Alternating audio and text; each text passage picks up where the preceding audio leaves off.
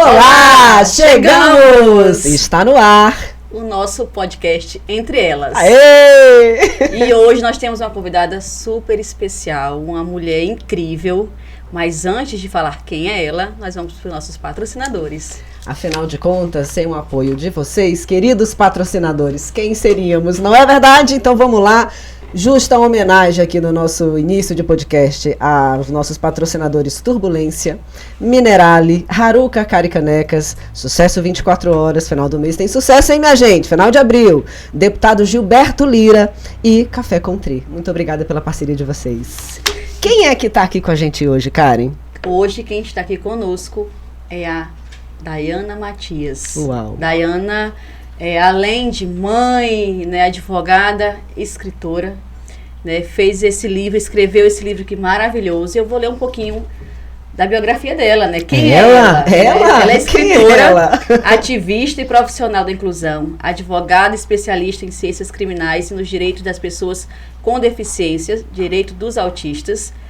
Já atuou em comissões dos direitos dos autistas no estado do Acre e no Distrito Federal. Uau. Dayana, seja muito bem-vinda ao nosso podcast.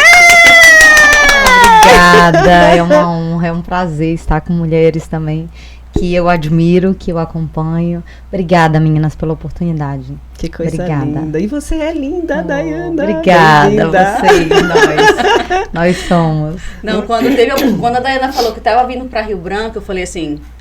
Precisamos contar e mostrar para o Estado e para o restante do Brasil e do mundo o trabalho que essa mulher faz, né? A história de vida dela, vocês vão ver que é linda, é uma história não só dela, mas que envolve toda a família, que foi, eu acho, que mais me tocou.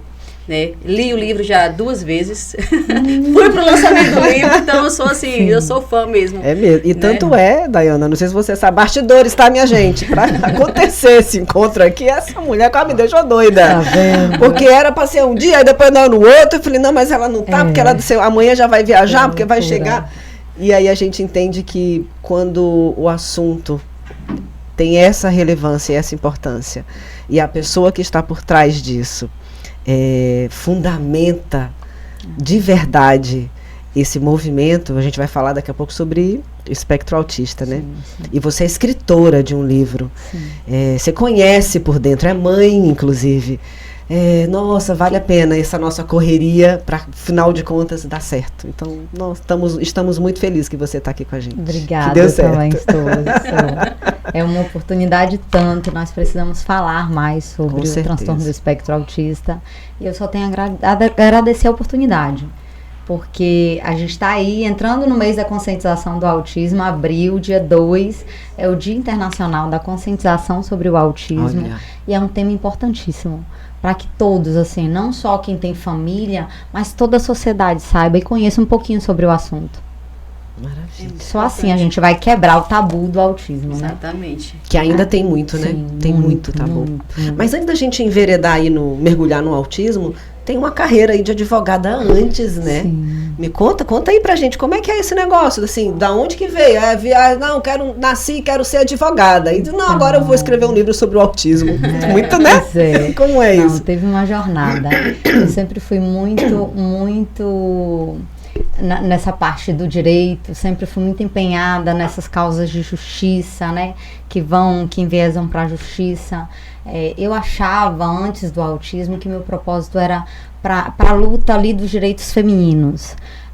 Minha monografia foi sobre violência doméstica, é um tema que tanto me agrada também, e eu achava assim, me descobri. Comecei desde 2008, eu já ali, assessora jurídica de juiz, do Ministério Público. Eu gostei muito das ciências, amo ainda as ciências criminais, mas atuava e amava, mas não era ainda o meu propósito.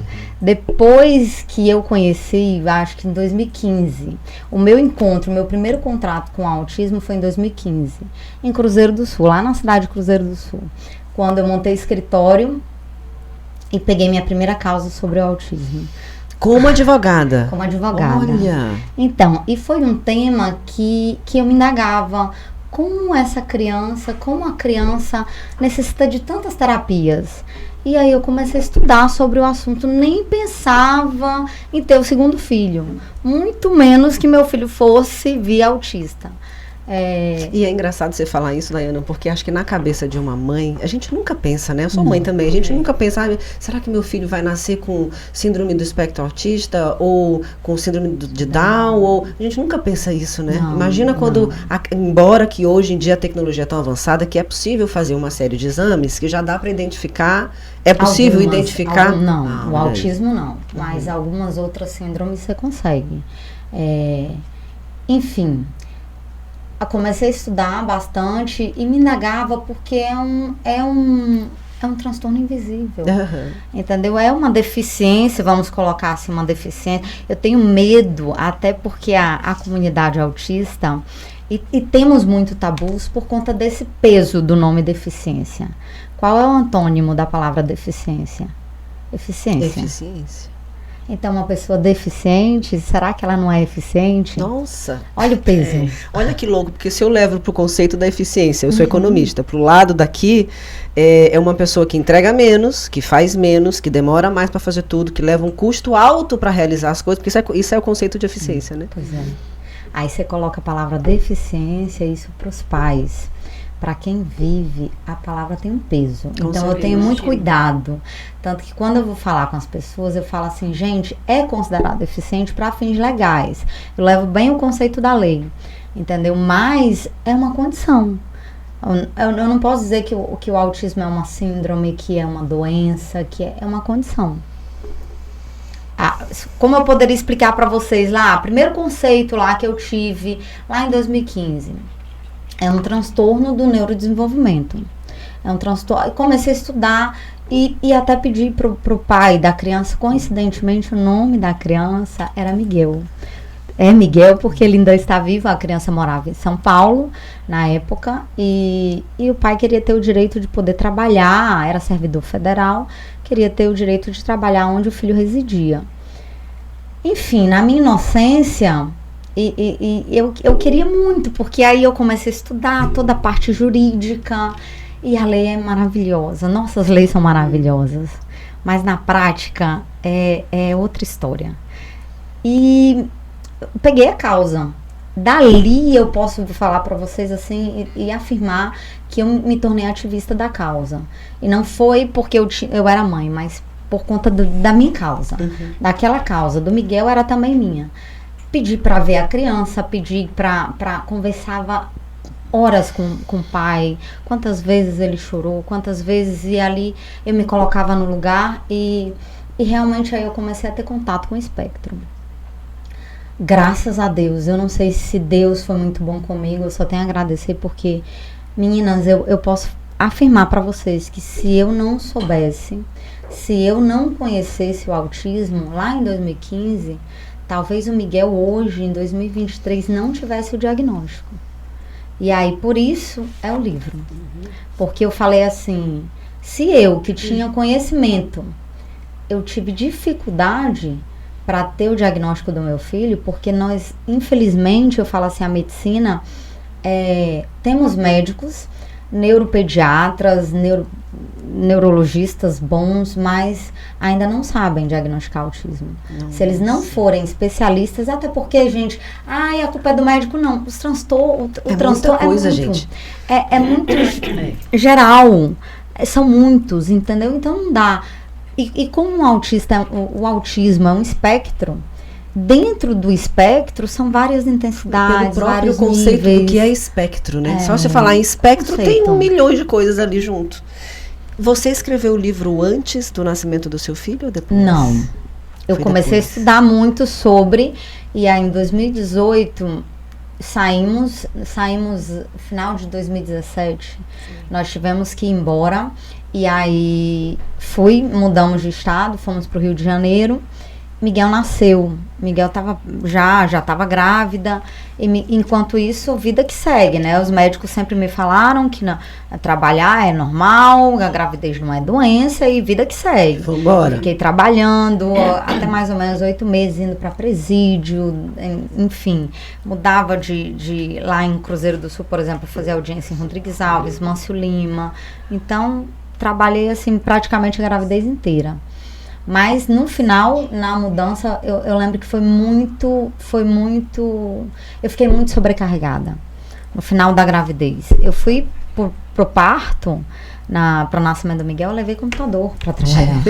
Olha isso, gente. Eu não acredito, Daiana. Muita coisa, não tinha. E aí, na mudança, no meio de uma mudança, e Miguelzinho nasceu. Nasceu assim, já falando 5 línguas, né? Porque a mãe levou o computador para a sala de parto, o filho nasce como? Já fazendo selfie. Pois é, sobrecarregada. Miguel nasceu aparentemente uma criança normal, tudo certo, tudo dentro dos conformes. E fizemos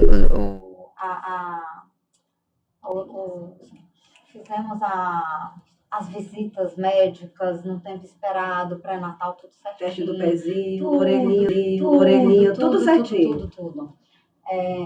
Mais ou menos, e eu acompanhava os marcos do desenvolvimento, já era ligada nisso, porque eu tenho um filho, o Gabi, de 17 anos, o Gabriel tem 17 anos. Então, eu acompanhava ali, já era mãe, então eu falei, segundo filho, eu vou tirar de letra. Posso mudar de estado, sou esposa de militar, posso mudar de estado, vou tirar de letra, vai ser safo, o Rio de Janeiro nós já havíamos morado, então, já tínhamos morado no Rio antes, tranquilo, aparentemente. Vou continuar trabalhando. E foi assim, mais ou menos nessa velocidade. E aí, com mais ou menos uns 10 meses, eu comecei a perceber que ele perdeu habilidades. O que ele balbuciava, as poucas palavrinhas que ele balbuciava, ele deixou. Um dia, eu acho que chegando de uma audiência, eu fui pro chão com ele, pro tapete, pra gente treinar os parabéns. Que o Miguel ia fazer um ano, falo 2 meses mais ou menos, 2, 3 meses, ele faria um ano. Então, vamos treinar. Ele já sabia bater palminha, ele sabia dar tchau, algumas habilidades que a gente já estava acompanhando. E nesse dia especificamente, quando eu fui pro chão com meu filho, foi a minha primeira estalo, assim, ó, do autismo. Ele olhava para mim e parecia que ele tinha esquecido. Aí eu não. Vamos bater palminha, parabéns. E aí você repete. Não, ele olhava para mim. Como se nada, nunca fiz isso. Dei tchau, ali meu coração, acho que, sabe, começou porque a acelerar. Você já tinha o conhecimento, já tinha. Seu sangue congelou nessa hora? Então, na hora o coração, eu lembro que bateu mais rápido, mas eu falei, não, ele vai, calma. Olha, ia dar tchau, vamos dar tchau. Vamos falar as poucas palavrinhas. Miguel não falava nada. Ele balbuciava bem pouco, eu não posso dizer que é muito, mas eu já tinha prestado atenção, a partir dali eu comecei a prestar mais atenção. Não falei nada, fui dormir com essa. E eu lembro que eu marquei uma pediatra que já acompanhava ele desde pequenininho. E aí é sempre a mesma conversa. Se vocês forem conversar outras vezes com mães atípicas, é sempre essa conversa, a conversa se repete. E o médico fala, não, mãezinha, odeio mãezinha. Mãezinha por dentro tá assim, meu senhor. Não, mãezinha, você está comparando. Você está comparando Miguel com Gabriel. Cada criança tem seu tempo, gente, é mentira. Não, existem marcos. No livro, inclusive, eu coloco um desenho, um quadro, com os marcos do desenvolvimento, de 0 a 6 meses, a parte cognitiva, a parte emocional, a parte... enfim. E aí eu li que você foi em vários, né, Daiana? Vários para fazer esse diagnóstico. Neuropediatras, assim, Rio de Janeiro, com mestrado, doutorado na UFRJ, com toda uma bagagem curricular, que eu falava assim, ele vai me dizer, entendeu? Vai me dizer se meu filho tem ou não tem. E aí, entre tudo isso, veio a pandemia. Né? Gente, nunca foi fácil, nada na minha vida foi muito fácil, mas isso daí eu considero assim que foi realmente assim, eu desci lá no fundo do poço, peguei água, trouxe para beber em cima. Esse é outra criança autista. Você está falando da importância do diagnóstico precoce. Que ela vai falar agora, que foi na época da pandemia. Que ela contratou, né? Eu já sabia dessa informação como eu conheci o autismo, eu já sabia a importância que tinha a palavra neuroplasticidade, a poda neural, enfim, a intervenção precoce. E aí eu comecei. Essa médica, a primeira vez, ela falou que não, também que não tinha neuropediatra. E aí ali me deu até um certo alívio. Não, só por conta da fala, atrasou a fala. Não, Daiana, vamos esperar. Só que aí Miguel começou. Miguel, com 10, 11 meses, a gente morava ali na Urca, que é um ponto, um cartão postal. Uhum. Então, de frente para a praia, Miguel ficava, uma criança de 10, 11 meses, contemplando o belo, paisagem. Ele ficava assim, ó, minutos olhando, imóvel. E eu chamava pelo nome, ou então eu batia uma palminha atrás, bem assim na cabeça dele, para ver que a criança... atenção, com barulho, ela vai se assustar. Ela vai olhar para trás. Miguel continuava imóvel, olhando, contemplando o belo. Inclusive, meu marido falava assim, seu filho é uma bênção. Quietinho. Gente, bem quietinho, olha. E eu falava, não é normal. Não é normal. Eu olhava um processo inteiro, eu li um processo e a criança na frente da televisão, no mesmo desenho, ele não dava trabalho. Não dava trabalho para babá, não dava trabalho. Era assim, só os horários, aqueles horários dele, mas não era normal. Uma criança de 11, 12 meses. E olha o que você está falando, que coisa louca é isso, Daiana. Me corrija se eu estiver falando bobagem. Você, como advogada, você buscou o conhecimento porque se envolveu numa causa e você sabia que aquilo não era normal. Agora, para muitas mães e muitos pais que não têm essa informação, por isso que a Isnailda, nossa advogada maravilhosa, daqui a pouco está aqui com a gente no quadro Direito dela, sempre fala de o conhecimento liberta, né? Muitas mães e pais que não sabem dessa informação, quando vê o filho assim, quietinho, sem dar trabalho, acha maravilhoso. E vida que segue, não, ele é uma bênção, e só vai descobrir isso, se descobrir lá na frente, muito mais tarde, e aí o risco de não ter um tratamento adequado para o filho cedo é grande. Os anos de ouro, que eu falo até no livro. Que eu li todo, assim, eu tô vendo, ele tá lido, ele tá grafado, riscado aqui. Que foi durante a pandemia, você contratou, né, assim, terapeutas e tal, e você fez um dossiê para levar, para dizer, não, doutora, tá aqui, ó, tá aqui vídeos, fotos. Assim que você conseguiu o diagnóstico precoce do Miguel. Foi. Não tinha conseguido, porque os médicos, os profissionais não identificavam o autismo. Enquanto mãe, e é por isso que a minha luta com o livro, gente, o livro não é só para quem tem filho autista. Exatamente. O livro é você, cara. Você pode ajudar uma amiga, você pode ajudar uma vizinha, você pode ajudar um parente, enfim, é para todos. Enquanto a gente não desmistificar, enquanto a gente não quebrar esse tabu, enquanto a gente não falar sobre, tá cheio de adolescente, tá cheio de pessoas com autismo sem diagnóstico. Eu tenho vários casos, inclusive de adultos que depois, na fase adulta, foram procurar diagnóstico, conseguiram o diagnóstico, mas sem problema. Aí eu tenho um caso, por exemplo, rapidinho, só para deixar esse adendo. Fica à vontade, o podcast é seu, meu amor. Eu tenho uma adulta em Recife, que o hiperfoco dela é passar em concursos públicos. Ela passa em vários concursos públicos, só que ela não consegue manter, é isso mesmo. Ela não consegue manter. Ela tem dificuldade. E aí foi uma criança negligenciada, entendeu? Pelos pais, pela sociedade, pela família, enfim. Que não sabia nem o que era autismo, provavelmente, né? Passou vários traumas. Hoje ela tenta se recuperar, entendeu? Assim, ter uma família, ter uma vida mais normal possível, mas ela tenta se recuperar. Todo momento aí cai. A doutora, ela sempre me liga. Eu tenho a senhora, não tenho com quem conversar, sabe? E passa por altos e baixos. Aí começa assim, e o meu medo era esse. O meu filho não tem diagnóstico. Nós saímos felizes, sabe? Naquele momento. Mas à noite eu não dormia, porque eu sabia que meu filho tinha. Eu sabia que meu filho era autista. E quando eu ia ler artigos científicos, mostrando estudos, eu via assim, na fase da adolescência. Normalmente a criança que não tem o diagnóstico, o adulto, que foi ali, o adolescente que não tem o diagnóstico, tem sabe, uma vasta propensão a ter suicídio, a começar a se agredir, ansiedade, E pode sabe? ser Uma das causas de erradamente... morte de adolescente autista sem diagnóstico é o suicídio. O índice é lá em cima.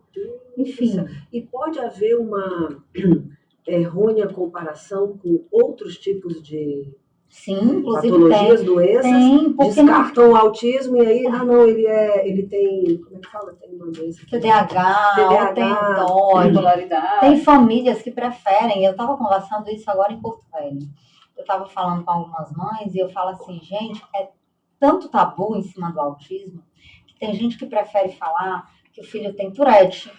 E tem, porque o autismo nunca vem sozinho.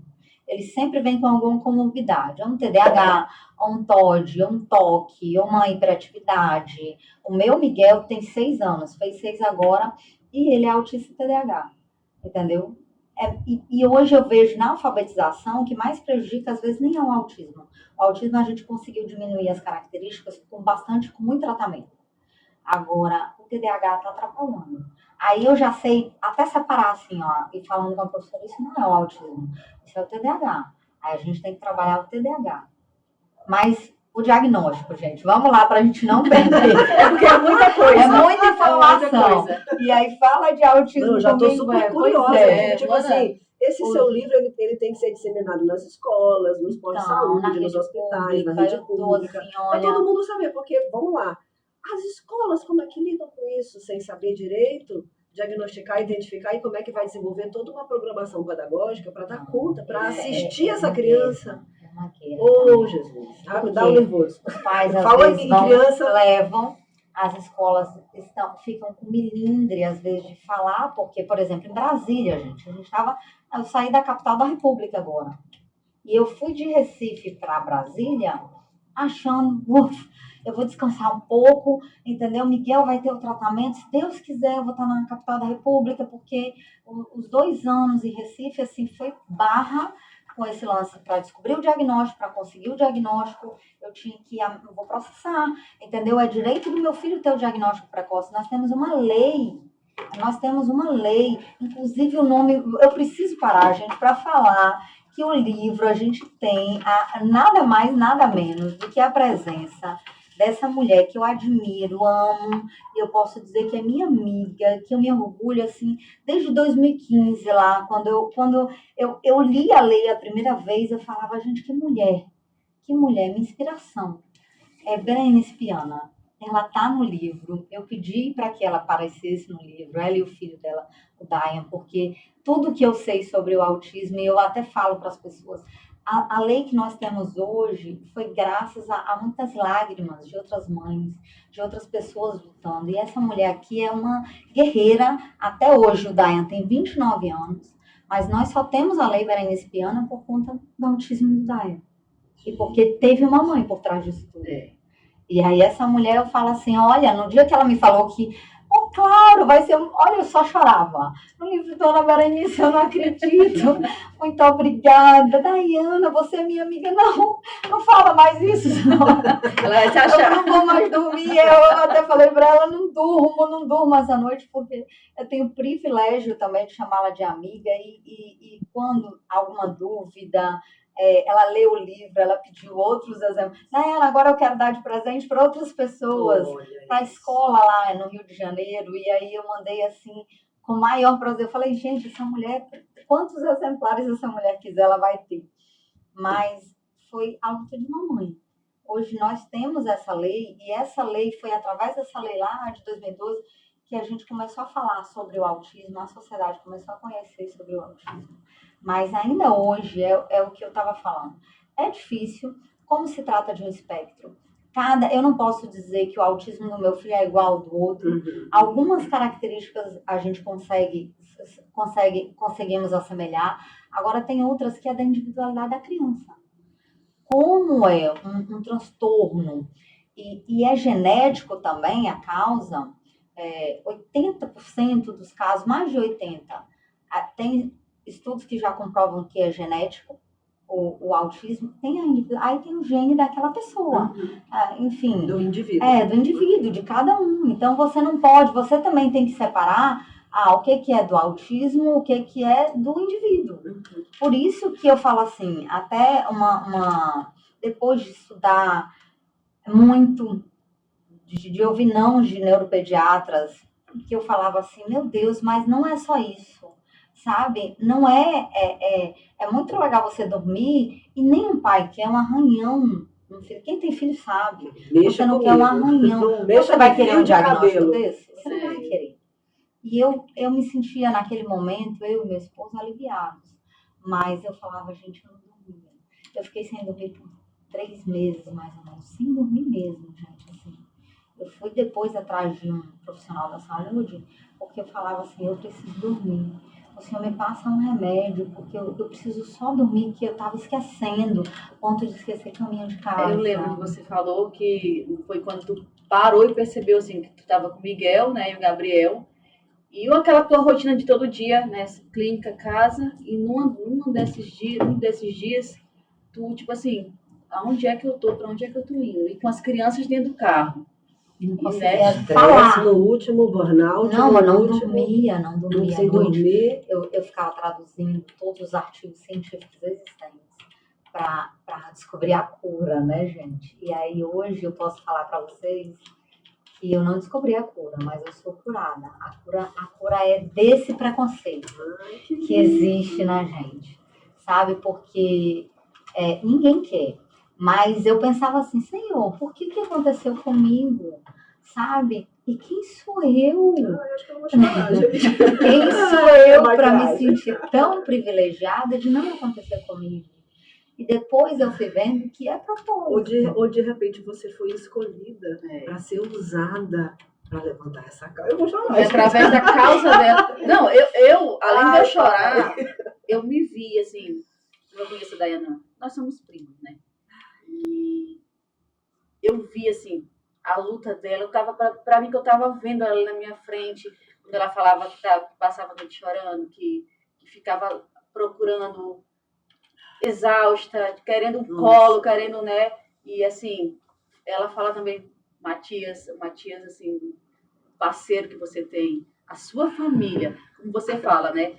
Que sem o apoio da família, se você ter essas pessoas ao seu lado, você não teria conseguido da maneira que você conseguiu. Meu Deus do céu. Gabriel, aquele irmãozão que... E a Dayana colocou todo mundo para estudar, todo mundo, assim, para saber o que é, para dar o apoio melhor para o Miguel. Eu fico imaginando uma mãe que não é mãe atípica,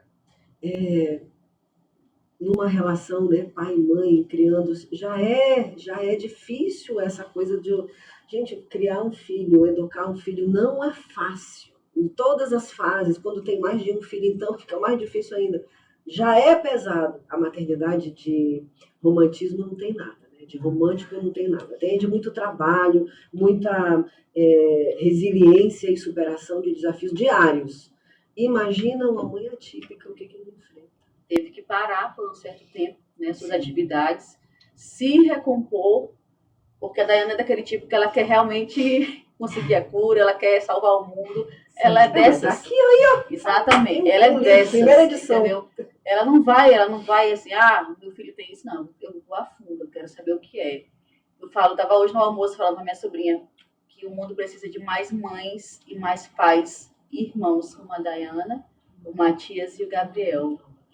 Porque a história deles vai muito além de um livro. Isso aí eu posso dizer, porque, né, mesmo distante, mas a gente sempre conversava, a gente sempre estava ali, né, da minha maneira, sempre dando apoio, mas sempre ali. E eu vejo que quando eu falo que eu sou fã, é porque eu sou fã, entendeu, gente? Não é porque é da minha família, é pela história. Mas tá no DNA também. Essa cara não existe. Essa cara. Se você tem o meu DNA nessa cara, então você é muito gente boa. Porque essa mulher é maravilhosa. Ela tem a habilidade de que o mundo tá desabando. Ela só fala uma frasezinha, já pronto, a gente já ri, já. Maravilhoso. Mas Você falou há pouco que tem a questão genética, né, do espectro autista.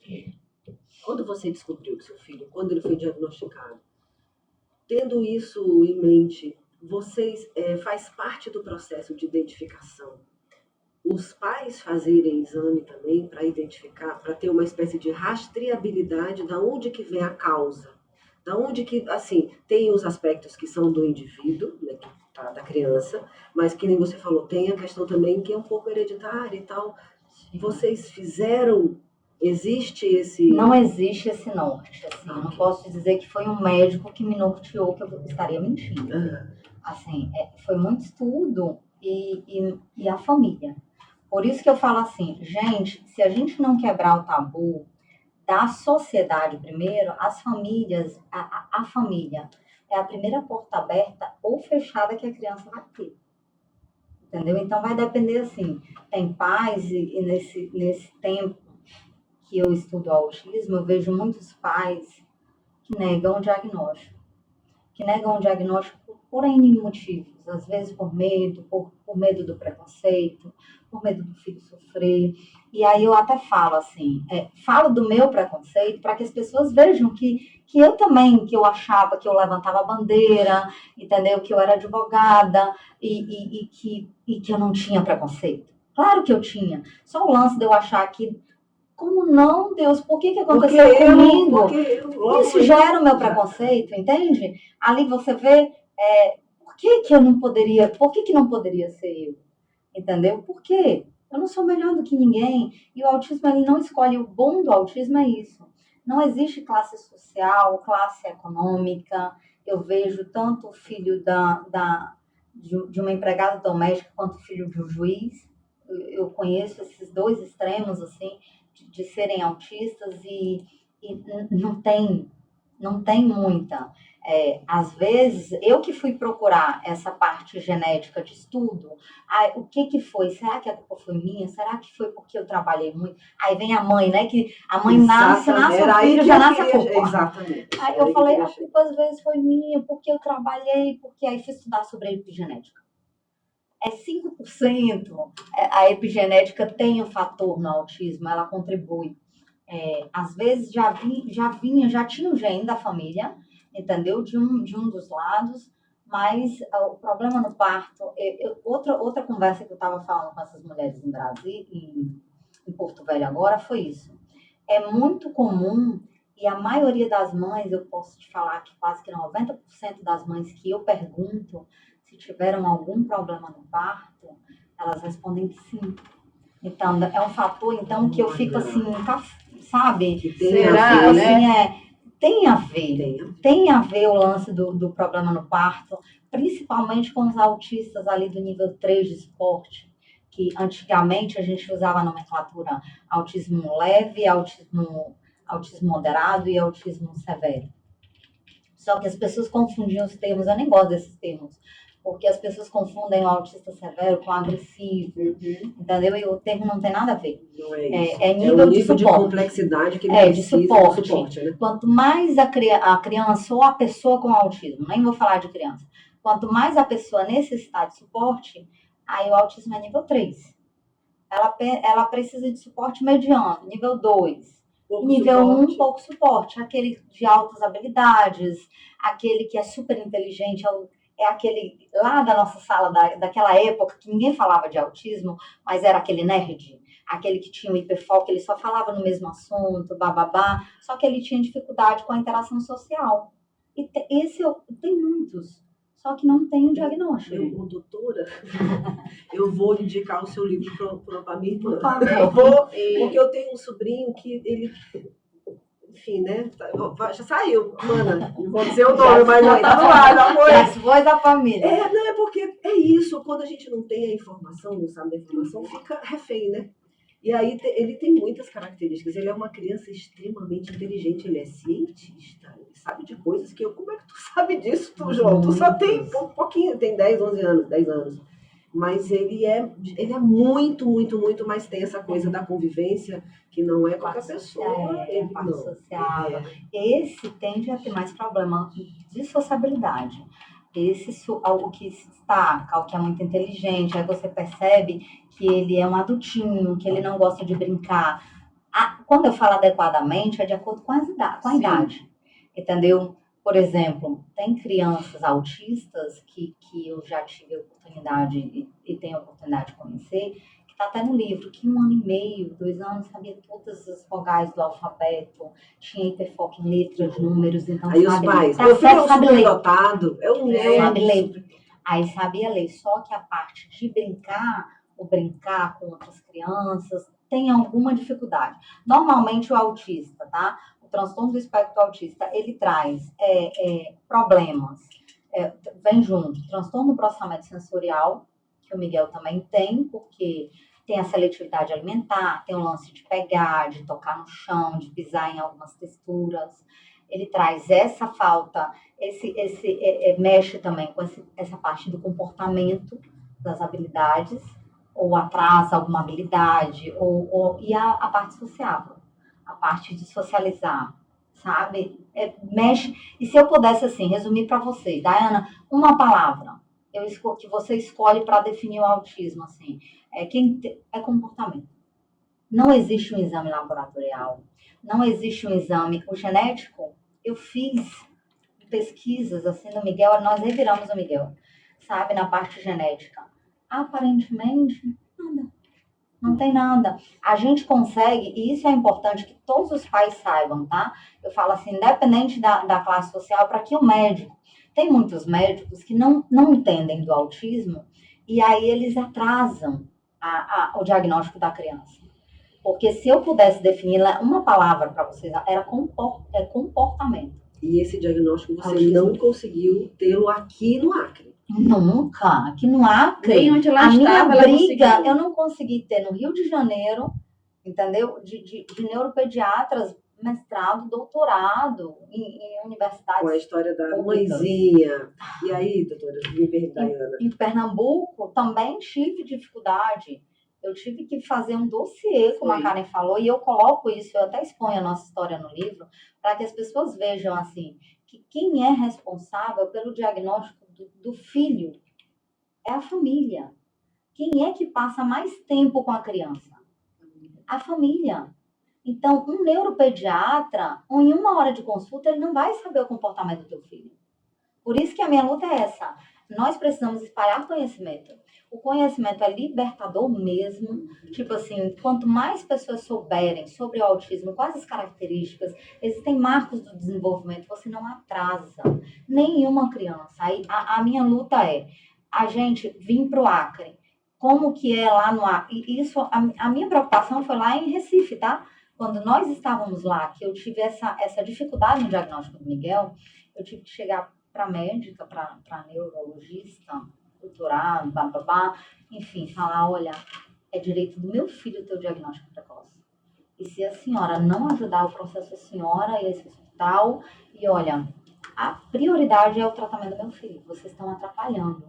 Levei filmagem, levei um dossiê, levei filmagens, fotografias, levei relatórios de profissionais que eu contratei em plena pandemia, que ó, nem tinha para pandemia. Mais Dayanas. Fiquei num quarto, fiz um quarto de terapia dentro da minha casa, filmando, fotografando, e eu queria o relatório ali em 1 mês, porque meu filho não podia perder tempo. Gente, 1 mês Isso ele uma estava criança com autista, com 1 ano e pouco, 1 ano e meio. 1 ano e meio. E olha como que é o autismo. O autismo sem tratamento, ele regride ou progride, tá, gente? Isso que é importante também. Na mudança do Rio de Janeiro para Recife, Miguel regrediu. Miguel parou de comer tudo. Miguel chegou a bater a cabeça na parede. Uma criança de 1 ano e meio. Gente. Entendeu? Porque ele estava tão desregulado. Isso e é o estresse de mudança de coisa, de negócio, de espaço, de casa, de ambiente. Desregulado. E quando eu vi ele bater a cabeça na parede, eu sabia que era comum. Tem muitos autistas que eles... Essa parte sensorial, ele precisa bater, ele precisa se cortar para sentir. Porque afeta esse sentido. A parte sensorial da pessoa desregulada afeta todos os sentidos dela. Está desregulado. E eles precisam sentir. Aí por isso que vem o corte, vem a porrada. Enfim, quando eu vi isso, eu falei, gente, ele nunca viu isso. Ele nunca viu esse modelo. Sabe? Como que essa criança não é autista? E aí, a minha luta foi essa, assim, olha, ele vai ter o diagnóstico. Isso aí é fato. Filmei, fotografei, no dia que eu fui...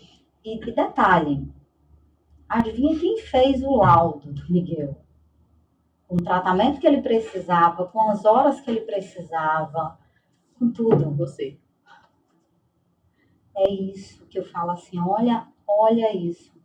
E eu tinha estudado tanto para saber qual tratamento que eu queria, porque eu falei assim, depois que você consegue o laudo, é o laudo que vai, a família é a primeira porta, né? Uhum. A família, se fechar, lascou. A família, que perspectiva aquela pessoa com autismo vai ter na vida?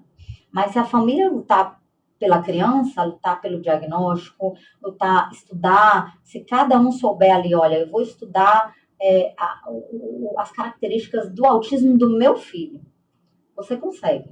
Porque aí o laudo eu fiz e nem confiava, tá, gente? Depois desse laudo, eu fui nos 3 particulares, tipo, pagando consulta de R$1.800 lá atrás. Vamos colocar ali, 2019.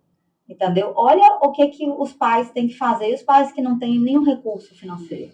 Meu Deus. Entendeu? Olha a dificuldade. Será que no SUS nós temos... é o sistema, né? É. Porque se no privado já é difícil, e aí você falou uma coisa, Daiana, que eu super me identifico com você. Eu tenho uma mãe parkinsoniana, que é uma doença neurológica, que não tem cura.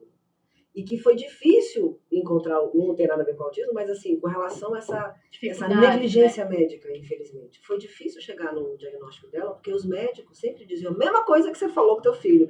Eu acompanhar, e o diagnóstico dela veio em plena pandemia. Plena pandemia. Uma irmã nossa, minha irmã mais velha, morava na Itália, onde eclodiu um negócio lá, tudo, e aí veio uma síndrome do pânico, ela já tinha depressão há muito tempo, tratando, uma senhora já, e aí diagnóstico de Parkinson. Mas para a gente ter esse diagnóstico foi penoso, porque toda consulta com o neurocirurgião, neurologista, ele falava a mesma coisa que falar para você com relação ao seu filho. Não, isso é só, ela tem só uma tremidinha, isso é da idade, isso não sei o quê. Eu juro para você, Daiana me dava assim, porque, como você, era minha mãe, né? Eu ia estudar antes de ir para as consultas. Quando eu chegava nas consultas com a minha mãe, eu chegava com o papelzinho, né? Doutor, isso aqui, eu observei, porque ela ficou comigo. Na pandemia ficou ela, meus filhos pequenos, só isolados, sabe? Lockdown todo mundo. Então eu via todo dia como era, o desespero. E medicação, e o psiquiatra que passava remédios. Minha mãe tomava quetiapina, você lembra que fala isso? E tinha alucinações terríveis, até chegar no diagnóstico. E até hoje, graças à doutora, a médica dela maravilhosa, a doutora... que é de idosos, como é o nome dela, gente? Eu esqueci. A filha dela estudou com a minha, inclusive. Quero falar Sara Clavijo. Doutora Milagros. Ela, que é a médica geriatra da minha mãe, foi ela que, não, esse diagnóstico quem vai dar sou eu, tá aqui, pai. E hoje ela é feliz. Você viu? A mãe, semana passada, é ativa, tá em casa, tem Parkinson tá evoluindo? Tá. Mas até da tremedeira, ela hoje tá tão bem que ela faz brincadeira, piada. Eu vim pra cá, ela fez um bolo, tá? De manhã, batendo na mão o bolo, porque ela adora cozinhar, adora fazer bolo, tá lá, com a vida dela ativa, com acompanhamento certo, com o diagnóstico certo, com medicação certa, sabe? E aí meu desespero é, meu Deus, para as pessoas que realmente não têm condição, como você está falando, de bancar, de peitar, porque com a gente foi a mesma coisa, a família inteira peitou e não, vamos nesse diagnóstico. Quem sabe dos quem direitos, não tem, né, condição, quem não sabe dos sabe. Direitos, o tanto que sofre. Outro caso incrível, uma família amiga minha, teve que ir embora, foram para Brasília primeiro, depois foram para João Pessoa, né? Enfim, porque o diagnóstico do filho também já era maiorzinho, 6, 7 anos, os médicos falavam que ele não tinha jeito. Tipo assim, desenganaram a criança, não tinha tratamento, que a mãe e o pai tinham que conviver com isso, que provavelmente ele não chegaria. Olha a irresponsabilidade de um médico falar isso para a mãe. Talvez o seu filho não chegue até a adolescência. E aí, eu não vou revelar quem, mas ela foi na minha casa e fala assim, eu não vou deixar meu filho morrer. Eu vou lutar pelo meu filho até o fim. Você sabe o que ele está fazendo hoje? Faculdade. Menino lindo, menino tratado, menino que tem todas as questões, mas um menino amoroso, um querido. Ai, chegou, eu fico arrepiada. Eu falo assim, uma família...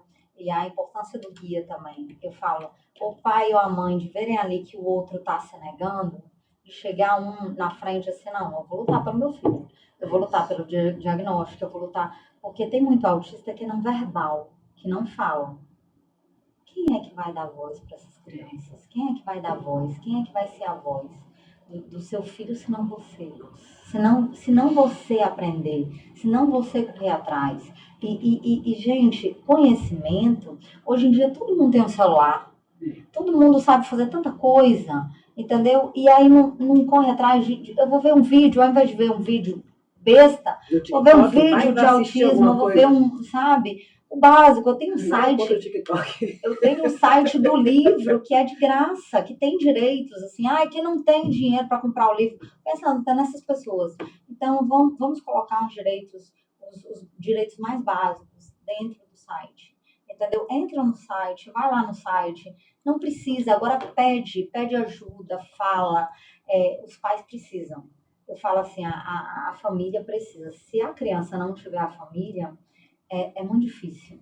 Eu falo assim, se não tiver pelo menos um dos dois, a vida dela vai ser muito difícil, a vida dessa pessoa. Eu conheço algumas pessoas assim que, de uma certa forma, conheço não, assim, eu já escuto falar, né, enfim, não tenho contato, mas que existem famílias que terceirizam, né? Sempre, o terapeuta vem aqui, tem 2 vezes na semana, 3. Em casa eu deixo ele com o celular e enfim. É outro erro, porque os pais, existe, isso é muito comum também, Karen, porque alguns pais que trabalham, eles querem, como muitos pais, e veja, gente, chega cansado, né? E eu tô falando de pessoas já com conhecimento, tá? Essas pessoas, elas querem que o médico vá lá e tenha cura. Teve pessoas em Brasília você tem dúvida que teu filho é autista? Não, porque o médico falou que não é. O médico em 1 hora não sabe, não vai diagnosticar, até porque não é um diagnóstico fácil, é um diagnóstico que vai demandar, aquele laudo vai trazer vários encaminhamentos de outras especialidades. Então, não é todo médico que quer dar, entendeu? Às vezes, na escola, outra guerra da escola, que a escola tem, quando a escola fala, tinha colégios em Brasília que me falaram, Daiana, se eu falar que a criança é autista, os pais tiram. Os pais tiram a criança daqui e colocam em outro colégio. Tem muito preconceito. Entendeu? Existe esse preconceito, gente, independe de classe social. Olha a gravidade disso. Assim, não tem, tanto as pessoas humildes, às vezes, até por falta de conhecimento. Eu falo assim, não buscam, enfim. Mas as pessoas com conhecimento, fazerem isso com o próprio filho, sabe? É você fechar a porta. É você achar e colocar que a cura do teu filho... E não tem cura. O autismo é outro ponto que, olha, podem até não gostar de mim. Tem muita gente que não gosta quando eu falo isso. Não tem cura. O autismo é uma condição. Não é uma doença que vai trazer a cura. Existem tratamentos e isso que a gente ajudar numa estabilização. Ajudam a diminuir algumas características autísticas, entendeu? Aí você tem que ver, por isso que a família tem que estar ligada, é o transtorno do sono, entendeu? Então vamos tratar o transtorno do sono, porque nenhuma criança neurotípica vai ter uma vida normal. Nenhum ser humano neurotípico. Se ele não dormir, como é que a gente fica no outro dia? Aí você imagina uma criança que ela não consegue se comunicar, entendeu? Gente, é muito difícil, entendeu? A comunicação verbal, quando a criança não fala, eu falo por vocês, assim, antes do Miguel falar, eu lembro, Miguel com 2 anos, Miguel não falava nada. Mamãe, que você espera mamãe, que você... Nada, não saía papá, não saía de nenhuma forma do meu filho. A primeira palavra que ele falou, porque eu diminuí, assim, com muito custo, foi au. E eu chorava, rios de felicidade, porque meu filho falou au, assim, porque eu arrumava cachorro, eu pegava brinquedos, tudo que fosse para lúdico, para estimulá-lo, assim, que ele amava bicho. E eu lembro que eu chorei horrores com a palavra au. Aí você vê. E a criança que não fala, e Miguel tinha muito mais crises, que eu chamo, não é diferente de birra. Até no livro eu coloco um QR Code de uma filmagem do Miguel tendo uma crise. Para mostrar para a família, assim, que não é birra. A diferença da birra para a crise. E ele tinha muitas crises porque ele não sabia se comunicar. O ser humano sem se comunicar, você sentindo dor, você sentindo fome, você sentindo dor de cabeça e você não sabe. Aí leva desregula. Várias E aí, coisas. Aí é uma cadeia, Sim. enfim. Hoje Miguel tá com quantos anos?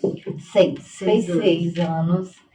Graças a Deus, assim, e eu falei dos tratamentos, existem tratamentos com comprovação científica, são bem caros, no Brasil ainda estão muito caros, mas eu fiz questão de falar no livro, porque se a gente não falar sobre esses tratamentos, a gente nunca vai ter no Sistema Único de Saúde. Não adianta os pais que têm dinheiro, eu vou pagar o tratamento. E é isso que eu falo com eles, tá? Tu vai pagar o tratamento e teu filho vai ver na bolha? Entendeu? Porque teu filho vai estudar, você quer Com quem que ele vai se autonomia, relacionar? com quem que ele vai se relacionar. Gente, é tão importante que todos nós saibamos que até 2033, todos nós vamos ter alguém na família com autismo. O autismo veio para ficar e só aumenta os casos. Na verdade, por isso que ele sempre existiu, né? É. Agora que está sendo Exatamente. Aí as revelado pessoas, tudo isso. as pessoas vêm, tá aumentando muito. Não, Esse livro tá já está lá aumentando no meu. conhecimento. Onde é que compra, Dayana? Porque eu tenho muita gente que vai Não. querer saber. Onde é que compra? Eu assim, esse livro já está lá no Mion. Mion, seu programa, já mandou para ele? Não mandei, Não, mandei não. pra Berenice. Amor, manda Dona pro Mion Berenice, também, ela, mano. vou. Porque isso é um assunto de utilidade Sim, pública, sabe? Mundial. Isso aqui não tem que Tem. ficar só aqui, gente. Infelizmente, Onde as que hoje pessoas Não, não me dá meu pensam, livro. né? Esse é autografado e tudo, tá? Só não vou revelar o apelido, o nosso apelido. Não pode. Essas coisas a gente não mostra. Gente, o livro tá Aonde? na Amazon. Eu trouxe alguns exemplares pro Acre. Aí, quem tem o WhatsApp, eu tô conseguindo enviar, eu consigo mandar. Mas tá na Amazon também. Tá só na Amazon por enquanto. Por enquanto. E qual é o valor dele? Olha, na Amazon, lá em Brasília, quando fizemos o lançamento lá, tava R$ 74,90. Aqui Por pro que que eu faço Acre, questão eu de trouxe perguntar? 69. Por que, que eu faço questão de. Aí, a economista falando de novo, né? É. Porque não é desculpa para você não saber mais. Você mais divide espiritual. no cartão. Tá aqui, ó. Enfim. Sério, Dayana. deixa de comprar uma pizza aí para se instruir a respeito Também do autismo acho. de Então, dá de presente Dá de para uma presente, amiga, exato. para alguém que precisa. Eu falo assim, gente, é conhecimento. Na verdade, todo mundo. É. Porque eu já me apaixonei. Né? Eu acho, e coloco aqui, olha, eu sou apaixonada porque eu não tive um livro desse quando meu filho foi diagnosticado. Eu queria muito um livro que me desse o norte, que me ajudasse nessas primeiras características simples. Tinha características, e eu conheci o autismo, né, antes, Sim. e tinham características que eu realmente não sabia. Eu não sabia porque Miguel andava de ponta de pé quando ele estava bem ansioso, 3 segundos. Aí, como ele andava por 3 segundos, e a gente não via muito rápido. Eu vi depois nas filmagens. Eu olho aqui, mas ele tá andando. Era uma característica. Sentar em W é outra característica. Vem a criança Já sentadinha em quero ler esse W vídeo, já. e não sabia, né? Tem muita gente que não sabe. E aí, falo sobre os exames. Por exemplo, todos os exames que os médicos passam, Bera, esses genéticos são exames de descarte. Nem o exame laboratorial de sangue dá diagnóstico de autismo. Autismo é comportamento, gente. Tem que prestar atenção, então, no comportamento do filho. Entendeu? Você vê, conhecer as características, começar a listar. Isso eu ensino para as pessoas. Lista, faz como eu fiz. Filma vários diagnósticos. A gente já conseguiu precoce do Benício, inclusive, que está no livro. Dessas outras crianças. Tem várias crianças que estão no livro, que foi eu que ensinei. Ó, coloca, faz a lista agora do que você acha que não é normal. Do que você acha que a criança faz. Advogada. E o seu diploma de médica? Então. Pós-doutora estava com Pois cadê? é. Então, é outra. Dayana, Muita gente figura. conhece Tem o que autismo. seguir ela nas redes sociais redes também, sociais, viu? Ela é. tem lá, além do Instagram dela, tem o do livro. livro. Qual que é o arroba? Autismo _ quebrando tabu. Nós vamos colocar no nossa filmagem também. E Dayana, Nosso tempo já acabou? nosso tempo já Não, peraí, que a gente tem um momento Marília Gabriela aqui que não pode faltar. Produção, me ajuda, Não Júnior. sabia, ó, tá Tem, vendo? aqui Vamos é lá e rapidinho. depois a Que a gente gente... tem mais um quadro para encerrar aqui. Porque ela vai continuar com a Isnailda falando do direito. Maravilha, perfeito. Momento Marília Gabriela, que é uma justa homenagem àquela mulher maravilhosa aqui no nosso podcast Entre Elas, né? A Dayana pela Dayana.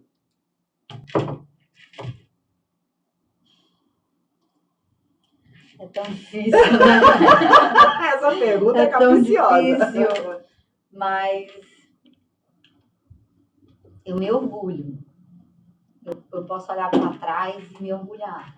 Se eu morrer amanhã, Vai fazer chorar aqui não. Pode chorar, aqui é permitido, aqui a gente tá entre nós aqui. eu fiz a minha parte. Eu sei que cada estado que eu passei, eu consegui falar sempre sobre o autismo e ajudar uma criança, sabe? E o diagnóstico do Miguel, gente, ele abriu portas. O diagnóstico do Miguel abriu portas para outras crianças, para outras pessoas. Ai, Já valeu a pena. gosto de... Eu, Dayana, gosto de... Eu gosto de... Eu ia falar estudar, né? Mas não, é muito chata. Eu gosto de falar sobre autismo. Virou um hiperfoco meu também. Eu até já me analisei para ver, será que eu não sou autista? E nos momentos que você tá assim de... Não que você vai deixar de ser mãe de uma criança com autismo, mas nos seus momentos de lazer, de relax, de ócio criativo, o que você gosta de fazer? Eu gosto de ter amigas. E isso é importante Que não deixa também, de ser tá? uma super rede de apoio sim. também. Eu falo a importância da pessoa que cuida, dela se cuidar também. Ser Sabe, dela cuidada. ser cuidada. E aí eu acabei chegando num momento que eu falei assim, eu tenho que voltar para o que eu gosto. Eu tenho que voltar para me enxergar, né? Para o Miguel ter o melhor de mim, para eu estar bem. E aí eu gosto também. Eu sou muito vaidosa, eu gosto de correr, fazer atividade física, eu preciso, que até porque eu delícia. sou super ativa. Recebe flores toda semana do maridão que tá aqui só filmando? Né? O que é? Né? Uma mulher dessa, Matias, maravilhosa. Não, mas Matilda, eu assino embaixo. Vocês dois são lindos, inclusive, né? Ai, meu Deus. Não gosto de, Dayana. Não gosto de hipocrisia. Não gosto de hipocrisia. Não gosto de máscaras. Não gosto de máscaras. Seu presente hoje Meus filhos. e seu futuro? Ai, só a Deus pertence. Eu não posso falar. Eu sempre fui de planejar muito, gente. Eu sou virginiana. Ai, Então eu sou adoro. super metódica. Gostei da sua horários. prima. A capricorniana, rainha do planejamento. Eu Pois adoro é. planejar tudo. Mas eu vi, Danusa, que foi ele. O tempo inteiro eu vi Deus, sabe? Até os anjos que ele colocou na minha vida, como forma de amigos, como forma de irmãos. As pessoas que nem nos conheciam, sabe? Eu nunca tive uma rede de apoio, é a primeira vez que eu posso contar com a família, mas eu nunca tive, há mais de 20 anos, esposa militar, e a gente muda de 2 em 2 anos.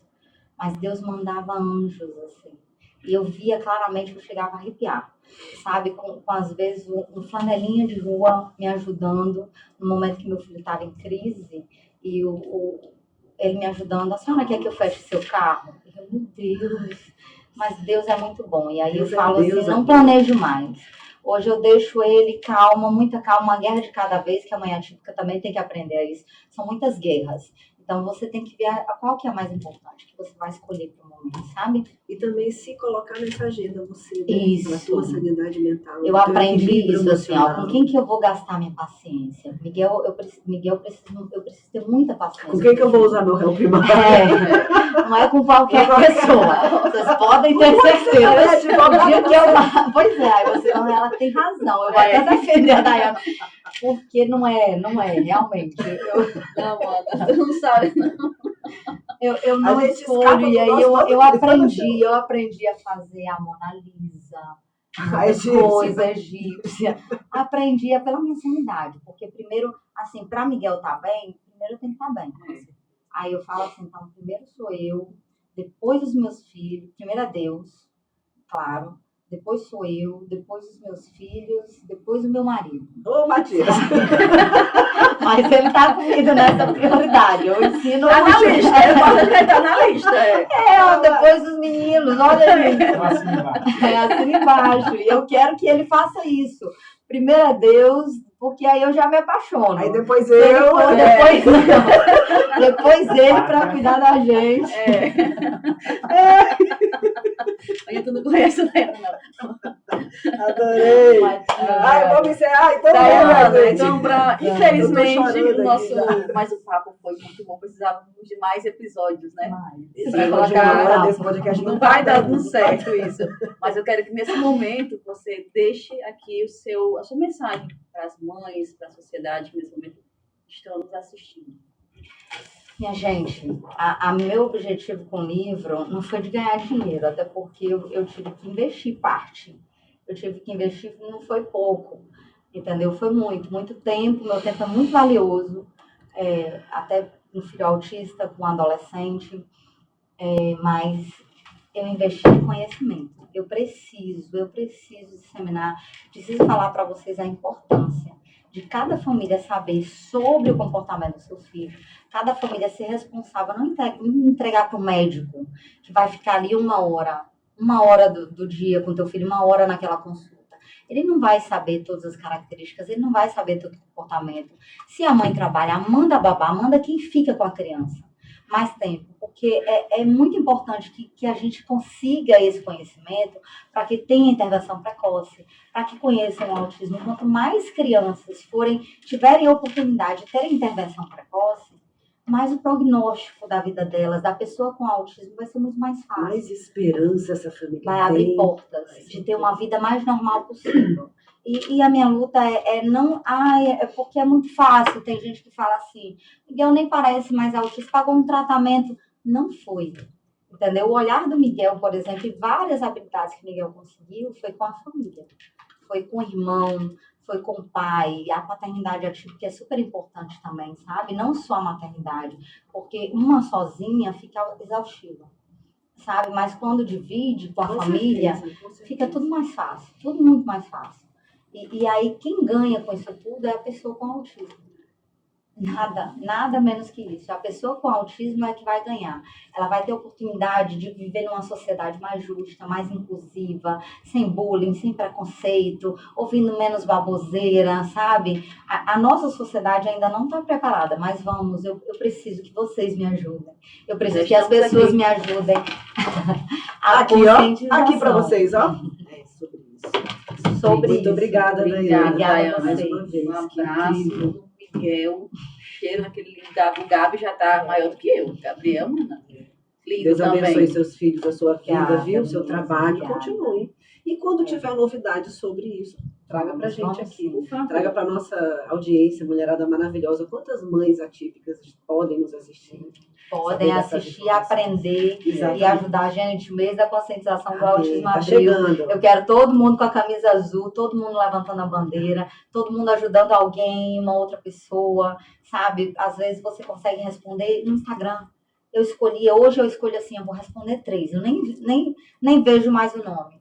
E aí responde, sabe? Às vezes a mãe precisa só desabafar, às vezes é mãe solo. Às E eu vezes vou é falar uma sozinha. coisa pra você. Eu tenho uma cliente que é mãe atípica de 2 crianças com autismo. E eu sou consultora empresarial, tenho uma mentoria com ela de 6 meses de trabalho para a empresa dela, ela é empresária. Mas a mentoria que eu faço com ela é totalmente diferente das que eu aplico com outras clientes, porque ela é mãe atípica e tem toda uma construção que eu preciso me adequar, me adaptar àquela mãe. Não é aquela mãe que vai se adaptar ao meu método. Meu método de planejamento é um só. Mas eu o adapto para que aquela mãe tenha condição de fazer esse trabalho. E aí eu tenho toda a paciência do mundo, porque é uma questão de empatia mesmo. Isso precisa na sociedade. Não só para quem é mãe atípica, né, filho com autismo, mas para tudo. É você, no mínimo que você conseguir, se colocar um pouquinho no lugar do outro. É difícil fazer isso. Muitas vezes a gente não consegue se colocar no lugar do outro. Mas se esforce para o mínimo que você conseguir dar de apoio, de suporte, já vai ser muito para aquela pessoa. Por isso que eu falei que em vários momentos do livro eu me coloquei e via, né? Imaginava na minha mente a luta dela e me colocava no lugar. Porque não tem como você não se colocar. Karen é mãe de pet. O Tozinho e a Melzinha. O Tozinho, quando fica dodói, a Karen me liga desesperada. Eu falei, pronto, o prédio caiu. Eu falei, Tozinho tá com... Eu acho que ele tá com febre. O que é, Karen? Eu acho que ele tá meio quentinho. Ela já imagina. Porque é filho igual, né? Pra mim é. Com certeza. E a mãe atípica não é fácil, gente. Não é, E a gente não vai encerrar esse podcast, não. Gente, agora, mas não percam que a Daiana vai estar agora no nosso quadro com a Isnailda falando do direito ao autismo. tá? Beijo pra vocês. Valeu! Beijo, beijo. Você fala demais.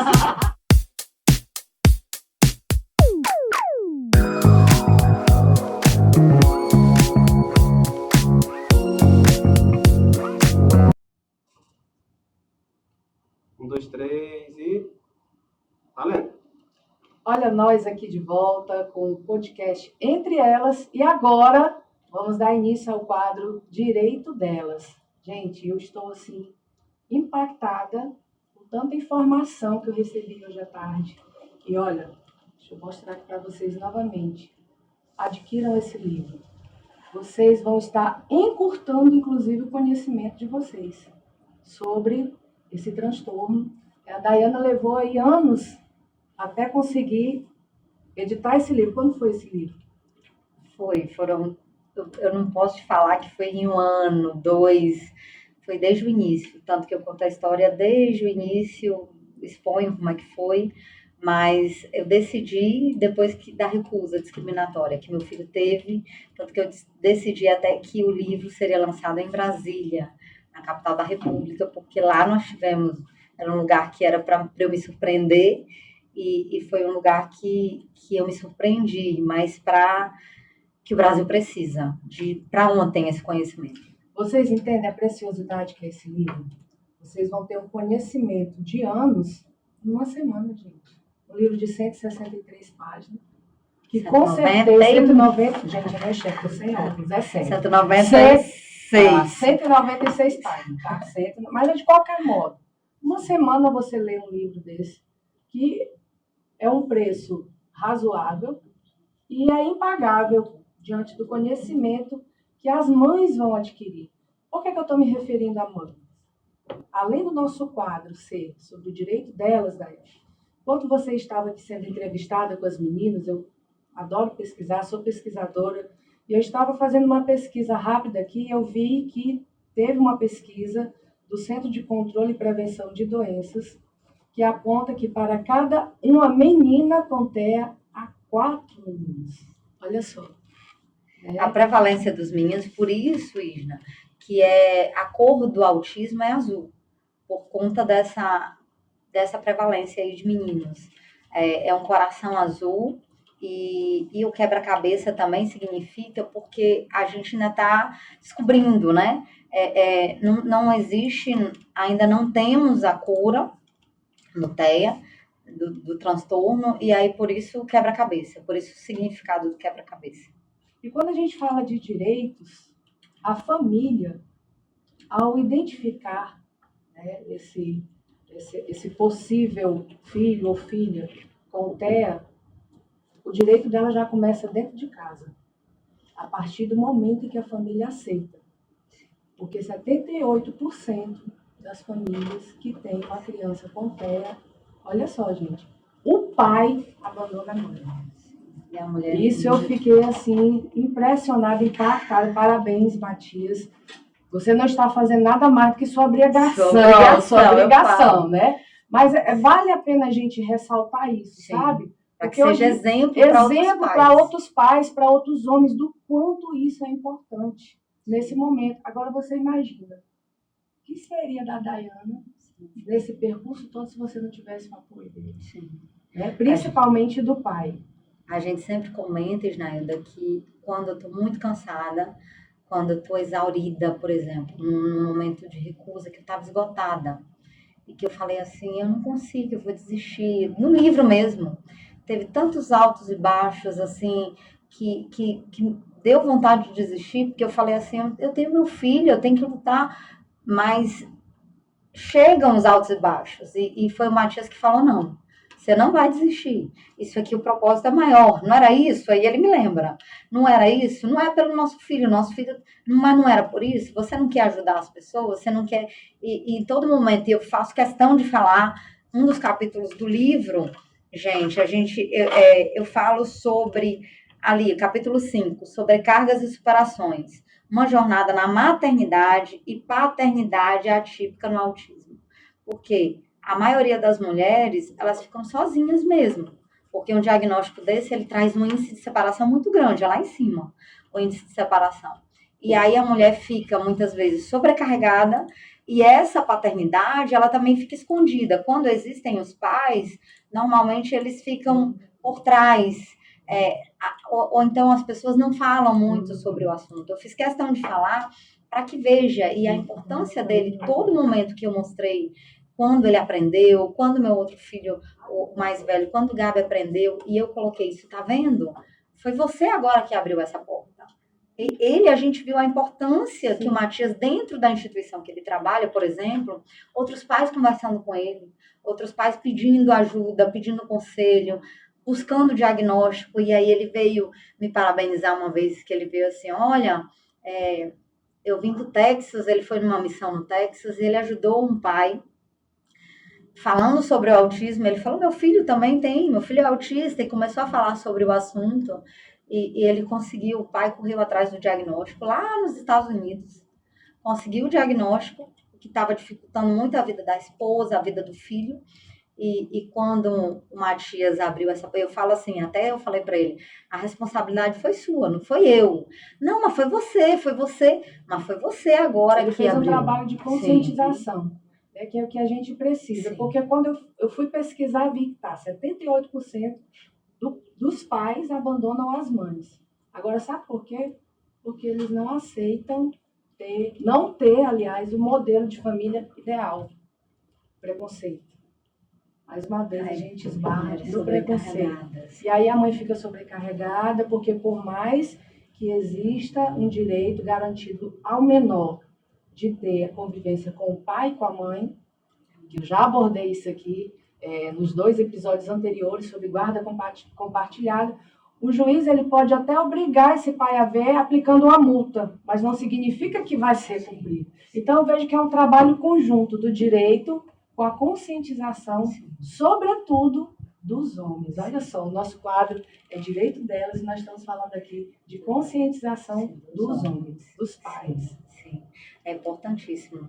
Foi o que eu falei, quando você deixa de fazer a sua obrigação, eu sempre uso essa palavra com meu marido, tadinho, mas não é porque é só para conscientizá-lo, tipo assim, para ele ajudar, como ele ajudou com esse conhecimento, eu falo assim, você pode ajudar outras pessoas. E quando ele me fala, sempre quando quando ele fala o termo assim, ó, mas eu tô te ajudando, aí eu não, corrija. Ai, é sua obrigação, você está fazendo, é a sua obrigação para com seu filho. Mas não é para que essa fala, para que a gente, sabe, por mais que não seja maldade, não é maldade. É automático, mas a gente vive em estado de vigilância, eu sempre falo isso. E ele, como homem, pode ensinar outros homens. Os assim, não, filhos em casa. Sim, não é, você não está ajudando ninguém, você está ajudando. E eu coloco isso no livro, até em caixa alta, tá? Gente, para os pais, vocês não estão ajudando as suas mulheres. Vocês estão fazendo a obrigação de vocês para com os filhos de vocês. Porque eu falo assim, a importância do pai. Se a gente colocar, né, e isso é muito importante também. O autista, ele entende muito objetivo. A maioria dos autistas, ele não entende o subjetivo. Por isso, eles têm dificuldade em redação. E vou te exemplificar pelo Miguel. O Miguel, essa memória passada mais próxima, o Miguel tem muita dificuldade. Hoje ele até toma medicação, canabidiol, porque eu fui atrás. Também, olha, quero que Miguel... Doutora, vamos ver se essa parte cognitiva do Miguel melhora. E aí a gente entrou nesse tratamento, melhorou um pouco. Mas essa memória mais próxima, ele tem muita dificuldade. Por isso que eu falo assim, a importância eu mostro para o Matias e para o meu outro filho, modelo. O Miguel, ele aprende muito concreto, modelo, vivenciando, experimentando. Chegou um tempo, lá no iniciozinho, quando ele começou a falar, ele ficava muito comigo, porque eu abandonei tudo. Eu demiti até as pessoas que trabalhavam comigo, porque eu falava, Miguel vai pedir para mim. Eu quero que Miguel peça tudo para mim, porque eu vou ver o que tá. A seletividade alimentar me incomodava muito, comecei a fazer curso ABA, Denver, intervenção precoce, seletividade alimentar. Eu queria realmente assim, olha, meu filho vai pedir para mim. E aí eu ia enumerando, o que tá, né? Quais são as dificuldades do Miguel? E o Miguel aprendia muito com o modelo. Ele, na convivência dele comigo, e ele me ouvia falar, ele começou a falar obrigada, porque ele me ouvia falar. Até hoje, ele com 6 anos, eu falo obrigado de forma errada, gente. Eu falo obrigado, mas é para que meu filho, assim, não me imite, porque ele aprende imitando. Aí olha a importância da paternidade. Quando é menino, e a prevalência não é menino, a gente não viu que menino é mais meninos do que meninas? E a importância da paternidade, que muitas das vezes, muitas famílias não têm, mas é o que eu busco, assim, buscam Mais de ajuda. 50%, 78% é um número Eles não têm um de modelo. pais ausentes, não tem. Eles não têm a referência. Isso, aí eu mostro pro Matias assim, ó, você é a referência, entendeu? Na hora do desfraude, você mostra o modelo para ele, como que ele vai ao banheiro. Você e o Gabi, como é que ele vai usar o banheiro? Porque se ele for comigo, ele vai ter referências femininas. E não querendo, né? Mas eu quero que ele tenha referência e aprenda como menino. Até hoje ele tem dificuldade, assim, ó. Por que eu não posso? E aí você tem que mostrar. Por que eu não posso pintar a minha unha? Ele fala, quando ele me vê. Que eu fiz um dinossauro por conta dele, que ele tem hiperfoco em dinossauros. Aí eu fiz um T-Rex, que ele ama, o T-Rex. E aí ele, mas eu quero. Eu não, mas menina, isso menino não pode, filha, é só menina. E aí a gente vai mostrando essa oportunidade da criança autista crescer com a referência do pai, mostrando o modelo. O Miguel aprende muito no modelo. E aí eu te falo, tem estudo, e eu não sei porquê, tá, gente? Isso é eu nem queria entrar, mas já entrando nessa. Existe uma polêmica, mas alguns adolescentes autistas, LGBTs, eles até sabem disso, que existe um número bem grande. Só que, na minha concepção, tá? Isso é opinião, não foi estudo. É a falta do autoconhecimento. Sim. Sabe quando a pessoa, qualquer um de nós, sem o autoconhecimento, gente, quem somos? Aí você fica um adulto perturbado, desorientado, um monte de gente aí dando trabalho.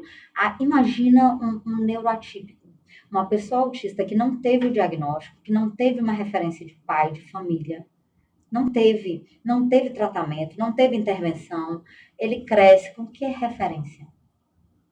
E você sabe outra coisa também, Janailda, assim, como advogada criminalista, o que eu percebi nesses anos todos? O IAPEM, os presídios estão lotados de pessoas com autismo sem diagnóstico. Assim, olha, antes do livro, eu estava lançando o livro em Cruzeiro. Estava mudando de Brasília para Cruzeiro do Sul. Ia lançar o livro, uma correria, recebendo visita, recebendo família em casa. E me ligaram do Rio de Janeiro para eu fazer um júri de um autista sem diagnóstico. Olha isso, aqui eu ensino no livro o que é hiperfoco, o que é ecolalia, o que é estereotipia, o que é o flap, quais as características, quase que desenhadas eu coloco no livro. Mas muitas pessoas não sabem. E aí você imagina o garotinho lá do subúrbio que nasceu lá sem muita perspectiva, sem orientação, sem uma família que sabe, sem educação, sem a família se importar, sem o Estado, sem ninguém por ele. Qual é a perspectiva? Ele vai imitar, ele tem hiperfoco. Mas esse caso lá do Rio de Janeiro foi assim, ele era autista, cresceu sabendo, a família sabendo, só que até então se desenvolveu. Vai chegar uma hora que a repetição, a pessoa se desenvolve. Falou e aí achava, tinha ali as características do autismo, mas não incomodavam. E os pais morreram. A mãe morreu, eu acho que ele só tinha certidão na mãe, e aí ele foi morar com a tia e a filha da tia, a priminha dele. Adolescente, tá? A sobrinha, a filha da tia é autista com diagnóstico. Conseguiu o diagnóstico precoce, de criança, fazia o tratamento. Todo mundo sabia que ela era autista da família. E sabia, é genético. Se você for pesquisar alguém na família depois do autismo, eu descobri. Depois do Miguel, eu fui fazer a pesquisa, vou ver, vou descobrir. Descobri que nós temos familiares autistas, tanto de alta funcionalidade quanto de nível 3 de suporte. Mas sem diagnóstico, né? Não tinham diagnóstico. Na época não tinha. Não. Por isso que hoje em dia existe essa quantidade populacional Aham. muito grande sem diagnóstico. Uhum. Inclusive, eu vejo até, sabe, Dayana, que é necessário uma campanha bem incisiva sobre conscientização, porque existe uma banalização. Sim. Eu já vi várias vezes Tudo é pessoas autista, que tudo. é. Desculpinha, ó, isso é autista. É. Você fala com ele nem liga, é autista. Capacitismo, Capacitismo. Então a gente precisa, sabe, insistir nessa técnica, trazer cada vez mais esse tipo de informação para as pessoas, para trazer dignidade. Sim. Gente, dignidade da pessoa humana está prevista na Que Constituição. está na Constituição, Exatamente. que é o preceito maior. Mas olhe o que acontece. Esse menino ia para o tribunal do júri porque ele levava sempre, era o mesmo amigo, e ele levava sempre, e o autista, quando ele se identifica, tendes alguns casos, assim, quando eles não são escolherem, é sempre a mesma pessoa. E ele levava para dentro da casa da tia, entendeu? Porque iam fazer trabalho, era amigo. O que aconteceu? O amigo estuprou a priminha dele, criança. Quando descobriram que foi o amigo dele, o hiperfoco dele foi o quê? Matar.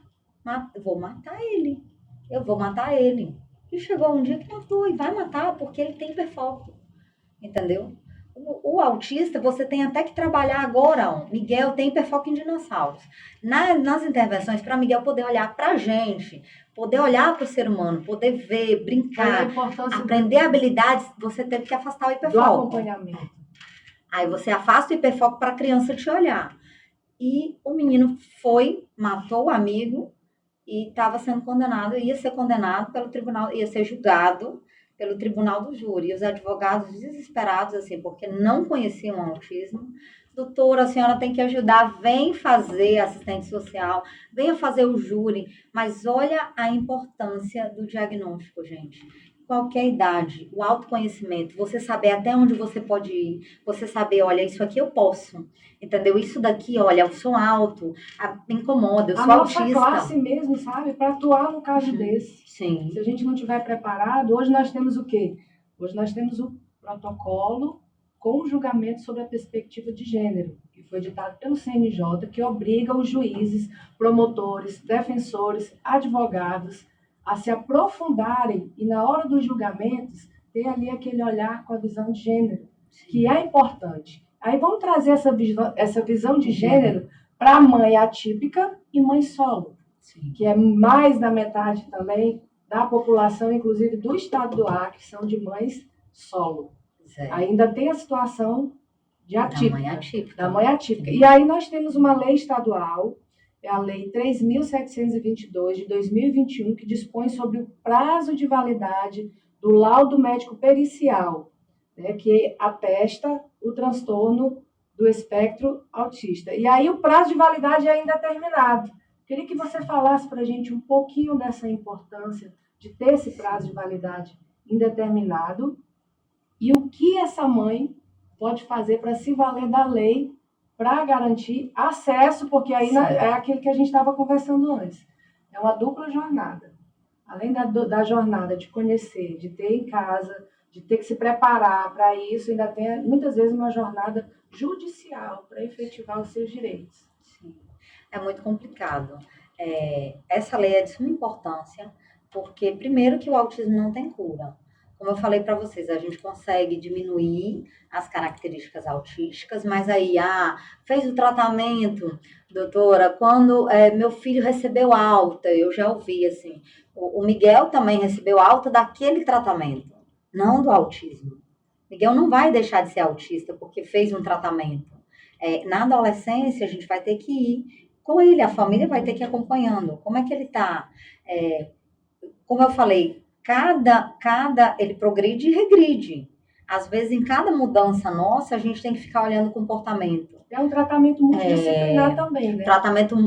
É um tratamento multidisciplinar, mas como não tem cura, como não é considerado uma doença, é uma condição, a pessoa não vai deixar de ser autista. A pessoa sempre vai ser autista. E aí a importância do autoconhecimento, dela saber, olha, eu só consegui até aqui. Isso eu não gosto. Isso a gente ensina. Tanto que eu falo para o Miguel, isso você não precisa, meu filho. Você não gosta, não faz isso, sabe? Quando ele fala que não gosta do alimento, olha o tanto de criança que deve ter sem diagnóstico, que às vezes a mãe obrigava a comer, gente. E ele tem transtorno do processamento sensorial. Quando eu via meu filho engoiar, ele fazia aquela ânsia de vômito, porque ele estava perto do arroz. Do arroz, ele estava perto. E aí e muita gente colocar como se fosse uma frescura, sabe? Muitos pais, até por desconhecimento. Aí que você vê, não é considerado uma doença. Por isso que eu falo assim, para o INSS, para você conseguir o laudo, já é uma jornada. Sim. Salvo engano, nós só temos 2 neuropediatras aqui no estado do Acre. Acre. Né? No Acre. Pois é, você E imagina, Cruzeiro do Sul, Aí olha. eu pergunto, os pediatras estão preparados também para identificar e falar para essa mãe? Hoje, talvez, nós já temos mais congressos. E os peritos do INSS que fazem isso. Exatamente. Que aí lá eu peguei casos em Pernambuco de perito que não sabia nem para onde que ia o autismo, para minha cliente conseguir o direito do transporte interestadual. E o perito não, você é concursada, entendeu? Aí é ignorância, sabe? A ignorância, por isso que você tem que aprender, todos temos que aprender sobre o autismo, saber que é um espectro, que tem vários níveis, e não mede. O que você consegue medir ali, até para o perito do INSS, às vezes dá um benefício, ou o benefício da prestação continuada, ou um outro benefício do transporte interestadual, enfim, do que pedir como pré-requisito, ele tem que conhecer o autismo. Ele tem que saber, não é ir lá e achar, porque não é visível aos olhos. Pode chegar lá uma pessoa, por exemplo, o Miguel, vou te dar um exemplo do Miguel, que eu vejo todos os dias as características do autismo bem presentes nele, e não, as pessoas não veem, né? As pessoas que estão de fora. O Miguel adora falar, adora abraçar, mas o Miguel tem dificuldade nessa parte cognitiva. Ele não conhece, e como muitas crianças, eles desconhecem as demandas que não são diárias, que não são repetidas em casa.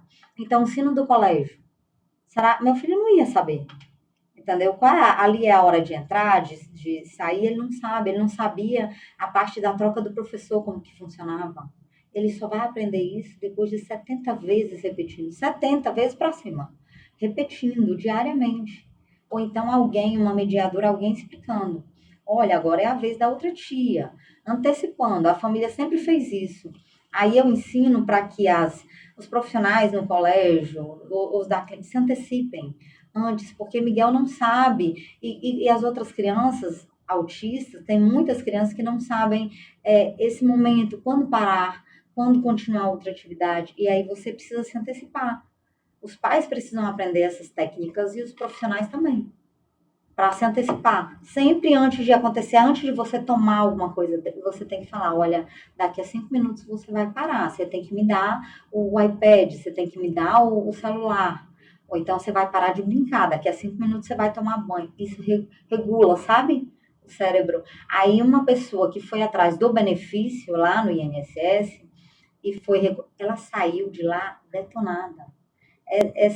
A pessoa que foi atrás do benefício saiu de lá assim, Dayana, é como se ele desfez. Eu levei 3 laudos dos meus médicos e o meu autismo ali não dá para ver.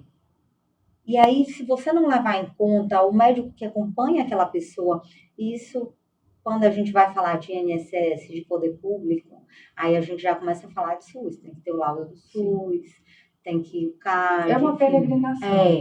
E aí é muito complicado. Por isso que eu falo assim, é uma vitória esse laudo. Agora a gente só precisa cobrar, vamos cobrar, passar para a sociedade, fazer essa campanha de conscientização para que as pessoas cobrem os direitos.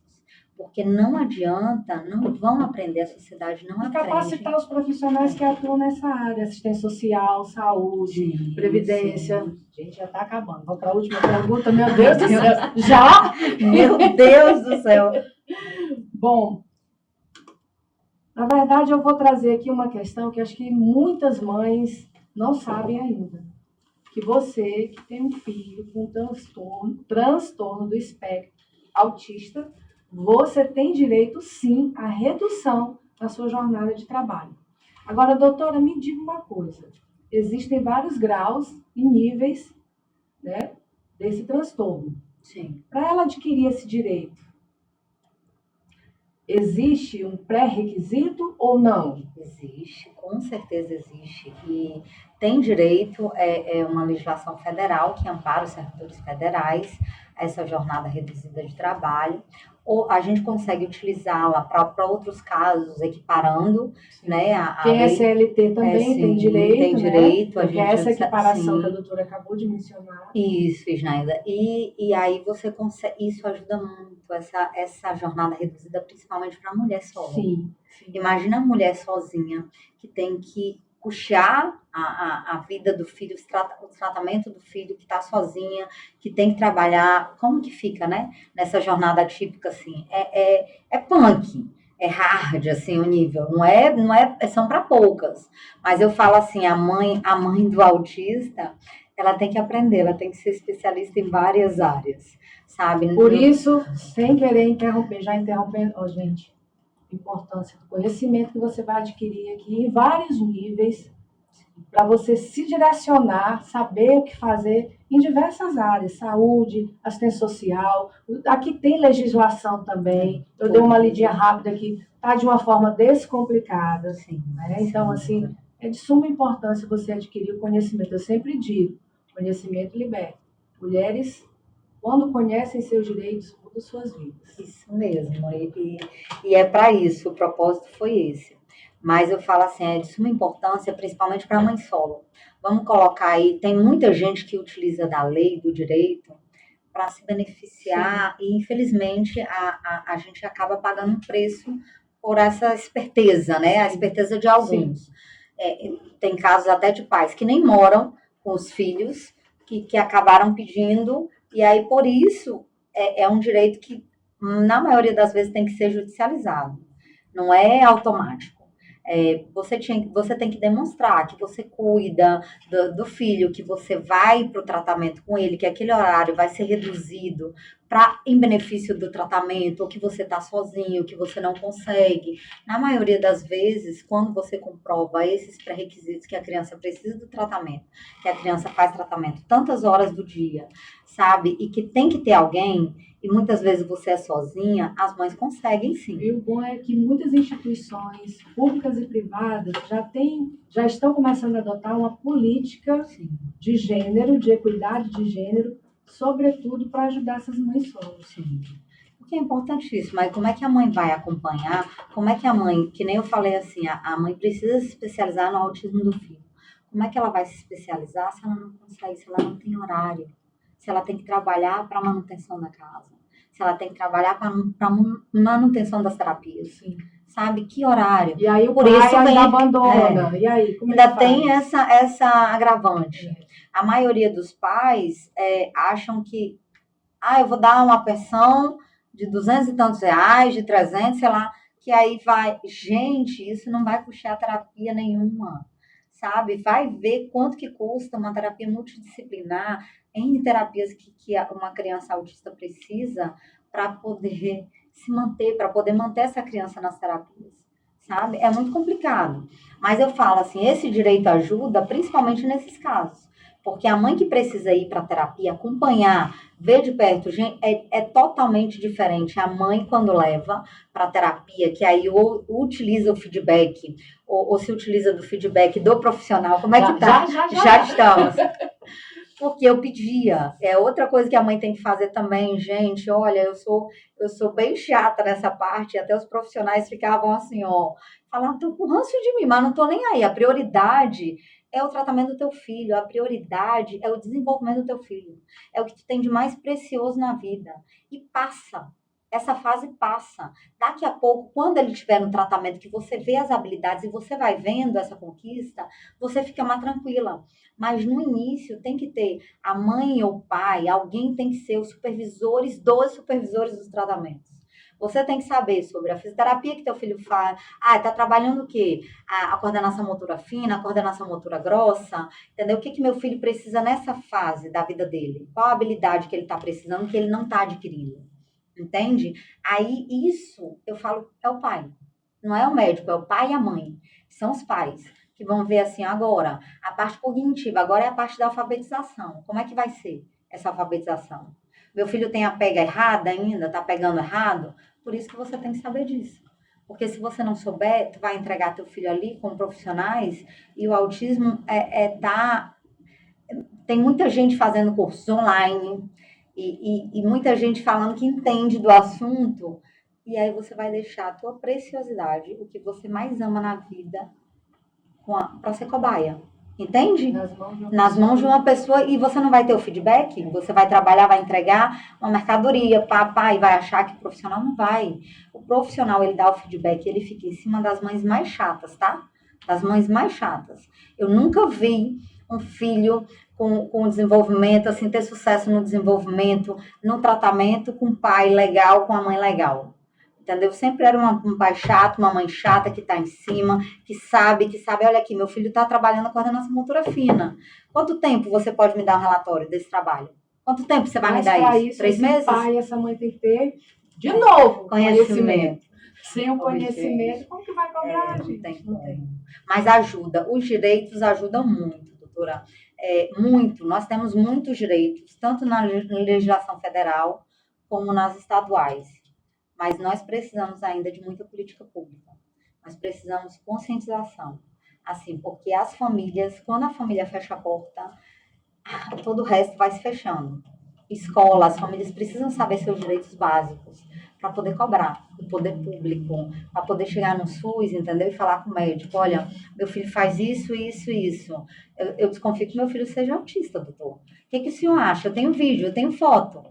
Entendeu? Vamos esperar. E a neuroplasticidade? Como é que é a intervenção precoce? Se a mãe não tiver o mínimo conhecimento, força de vontade, ela desiste. Porque eu lembro aqui que você mencionou que no início o médico só ficava mãezinha, mãezinha. E assim, eu estou fazendo uma pesquisa, porque eu quero escrever um artigo científico sobre isso, de como a palavra das mulheres é descredibilizada perante a medicina, tá? Sim. Então, casos de mulheres que têm fibromialgia, que se elas mesmas se diagnosticaram. E outras doenças raras, porque elas levam o sintoma para os médicos e os médicos, não, calma, isso aí é terapia, ou vai desfocando para outra coisa.